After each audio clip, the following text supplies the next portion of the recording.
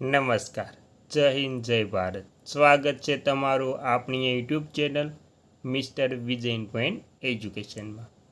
તો આજે આપણે વાત કરવાના છીએ કે ગુજરાત રાજ્યના 60 વર્ષ ઉપરના પેન્શનરોના પેન્શનમાં માળખાગત વધારા વિશે.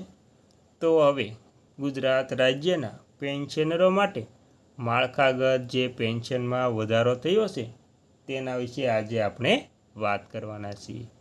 તો સંપૂર્ણ વિગતવાર વાત કરતાં પહેલાં તમને એક નમ્ર વિનંતી છે કે તમે આપણી ચેનલમાં નવા હોય તો આપણી ચેનલને સબસ્ક્રાઈબ કરી લેજો, કેમ કે આવી કોઈ પણ નવી અપડેટ આવે તેની નોટિફિકેશન સૌથી પહેલાં તમને મળી જાય.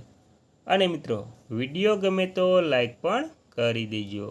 તો વિગતવાર જાણીએ તો ગુજરાત રાજ્યના પેન્શનરોના પેન્શન માળખા એટલે કે પેન્શન સ્ટ્રક્ચર અને મોંઘવારી ભથ્થામાં તાજેતરમાં સરકાર દ્વારા કેટલાક મહત્ત્વપૂર્ણ સુધારા અને વધારા કરવામાં આવ્યા છે.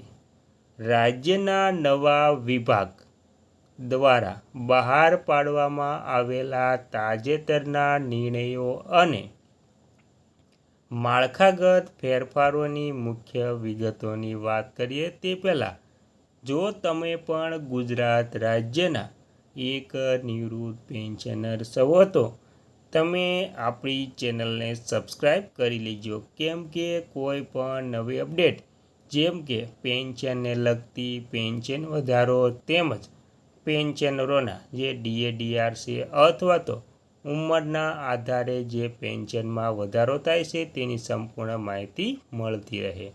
અને ત્યારબાદ તેમાં પહેલું મોંઘવારી રાહત, તેમાં 2% વધારાનો દર. ગુજરાત સરકારે રાજ્યના નિવૃત્ત કર્મચારીઓ અને પેન્શનરોના મોંઘવારી ભથ્થા DRમાં 2%ના વધારાને મંજૂર કર્યા છે. આ સાથે જ હવે મોંઘવારી રાહતનો દર 58%થી વધીને 60% થઈ ગયો છે. અમલીકરણની તારીખ, આ વધારો 1 જાન્યુઆરી 2026ની અસરથી લાગુ કરવામાં આવ્યો છે. એરિયસની બાકી રકમ જાન્યુઆરી 2026થી એપ્રિલ 2026 સુધીના 4 મહિનાના તફાવતની રકમ પેન્શનરોને રોકડથી ચૂકવવામાં આવશે. અને બીજું, બોર્ડ નિગમનના પેન્શનરોના લઘુત્તમ પેન્શનમાં માળખાગત સુધારા અને લઘુત્તમ પેન્શન તો ₹9,000. ગુજરાત સરકારે રાજ્યના જુદા જુદા બોર્ડ અને કોર્પોરેશન એટલે કે બોર્ડ નિગમનમાંથી નિવૃત્ત થયેલા હજારો કર્મચારીઓના હિતમાં મોટો માળખાગત નિર્ણય લીધો છે, જે એબ્ઝોર્બ પેન્શનરોને 7મા પગાર પંચ મુજબ લઘુત્તમ પેન્શન કરતાં ઓછી રકમ મળતી હતી તેમનું લઘુત્તમ માસિક પેન્શન વધારીને ઓછામાં ઓછું ₹9,000 નક્કી કરવામાં આવ્યું છે. અને માળખાગત વધારાનો લાભ સત્તાવાર ઠરાવ મુજબ 1 ઓક્ટોબર 2025થી મળવાપાત્ર થયો છે. તો આવી રીતે જે ગુજરાત રાજ્યની સેવામાંથી સેવાનિવૃત્ત છે તેમને 9,000 પેન્શન ઉપરાંત જે વધારાના લાભો મળે છે. ત્યારબાદ ત્રીજું, 7મા અને 8મા પગાર પંચ અંતર્ગત માળખું પેન્શન ગણતરીની formula. Gujarat director of pension and provident fund DPPFના નિયમો અનુસાર 7મા પગાર પંચ મુજબ નિવૃત્ત થતા કર્મચારીઓને તેમના છેલ્લા પગાર અથવા તો છેલ્લા 10 મહિનાના મૂળ પગારની સરેરાશના 50% રકમ બેઝિક પેન્શન તરીકે મળે છે. 8મું પગાર પંચ આગામી માળખું કેન્દ્ર સરકાર દ્વારા 8મા પગાર પંચની રચના માટેની પ્રક્રિયા ચાલી રહી છે.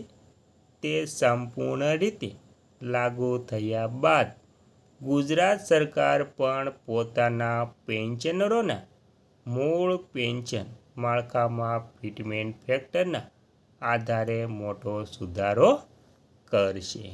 તો આવી રીતે 7મા અને 8મા પગાર પંચ મુજબ 10 મહિનાના મૂળ પગારની સરેરાશના 50% બેઝિક રકમ પેન્શન તરીકે મળશે અને ત્યારબાદ સંપૂર્ણ રીતે લાગુ થયા બાદ પણ ગુજરાત સરકાર લેશે. અને મિત્રો, ચોથું, પેન્શનર એસોસિએશનની અન્ય માળખાગત તો માંગણીઓ ગુજરાત રાજ્યના પેન્શન સંગઠનો દ્વારા સરકાર સમક્ષ મુખ્યત્વે નીચેની માળખાગત માંગણીઓ માટે રજૂઆતો કરવામાં આવી છે.